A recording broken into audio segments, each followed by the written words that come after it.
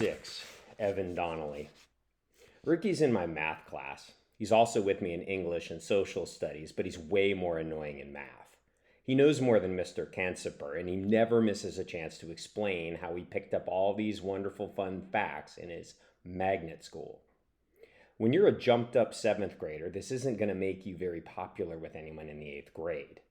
Why, oh why, does my grandma have to work with Mrs. Molina? It's a genuine bummer to be co-owner of a fort with such a creep. I'd like to wrap him up in his magnets and attach him to the underside of the Brooklyn Bridge, CJ mumbles beside me. All through the day Monday, I struggle to keep my mind off Ricky by watching the clock, which is moving the slowest it ever has. CJ's doing it too. The swelling on his head has come down quite a lot, but Ricky's bandage is still in place, another Ricky reminder. He probably got first aid training in magnet school where all good things happen. Whatever. The school day still has hours to go, but my heart is already out the door. The other guys feel the same way. The minute the 3:30 bell sounds, we're going to the fort.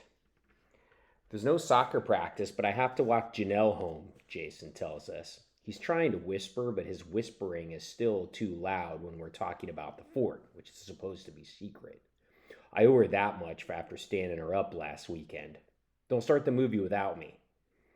Before we left last time, we discovered a whole box of videotapes. Real, classic old movies like the original Star Wars, Alien, and Jaws, which is considered to be the greatest shark movie in history. At this rate, we're not going to be done watching all the movies, let alone listening to all the records and eating all the canned beans until we're at least 30. Don't keep us waiting, Romeo, CJ warns. In the cafeteria at lunch, we learn that Mitchell's mind has been on our afternoon plans too. I heard Jaws is scary. A giant shark swimming around sinking boats and eating people? CJ muses. Nah, not scary at all.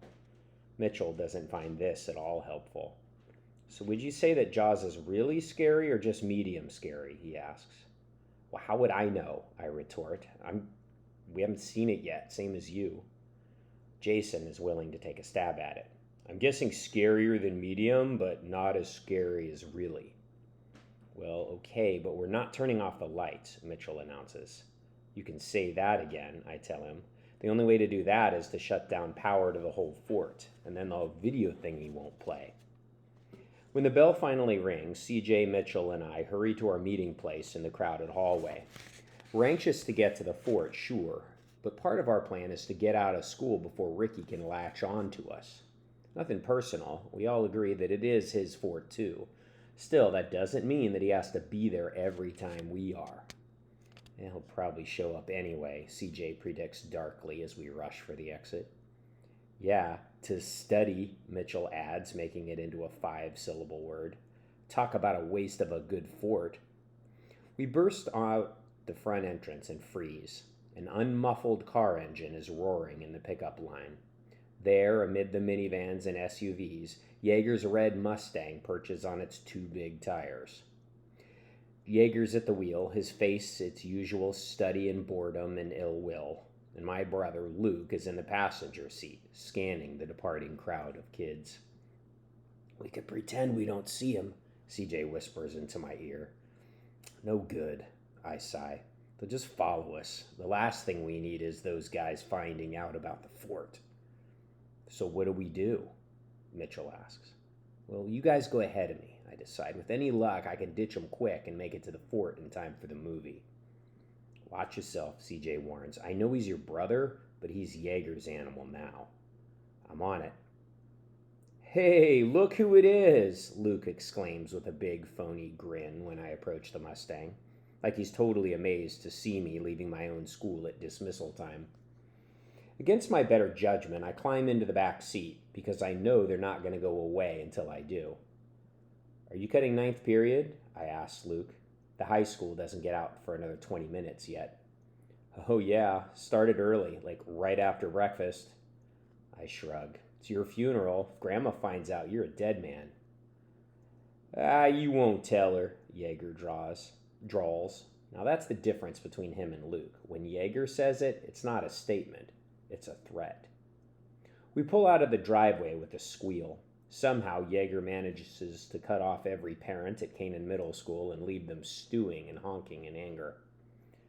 "So what's this about?" I ask as we lurch onto the main road, driving far too fast. "What, I can't give my little brother a ride home from school?" Luke demands.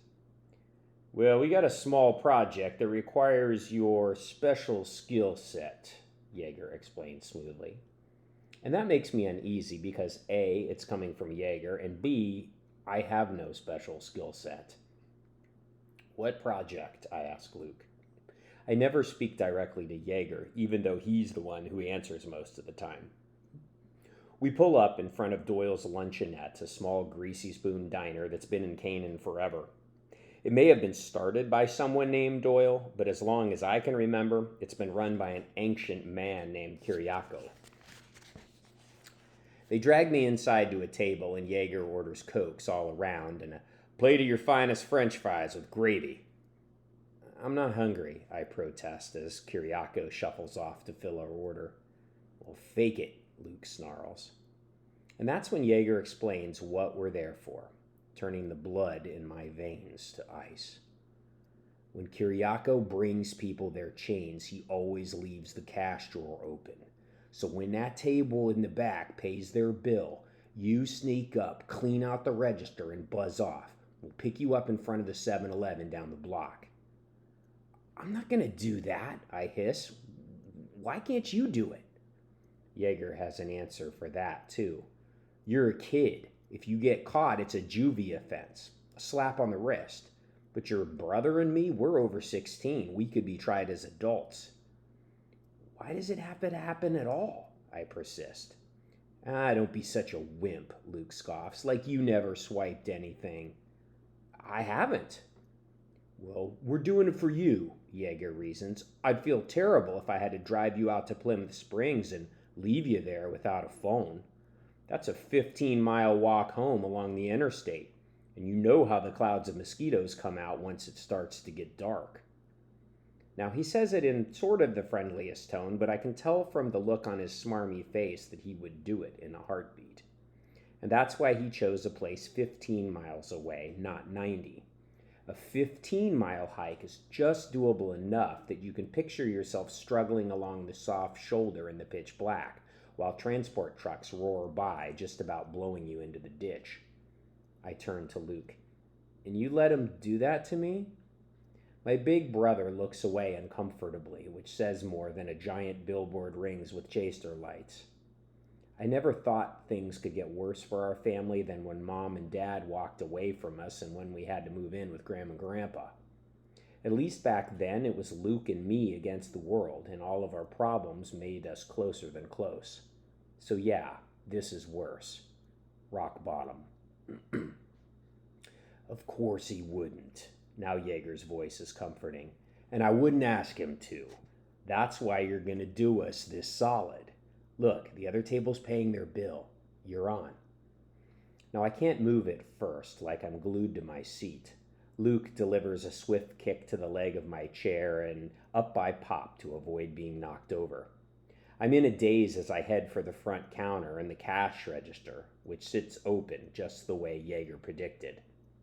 As I move zombie-like across the floor, it hits me that I have absolutely no idea what's going to happen next. On the one hand, I can't steal the money. I'm not a thief.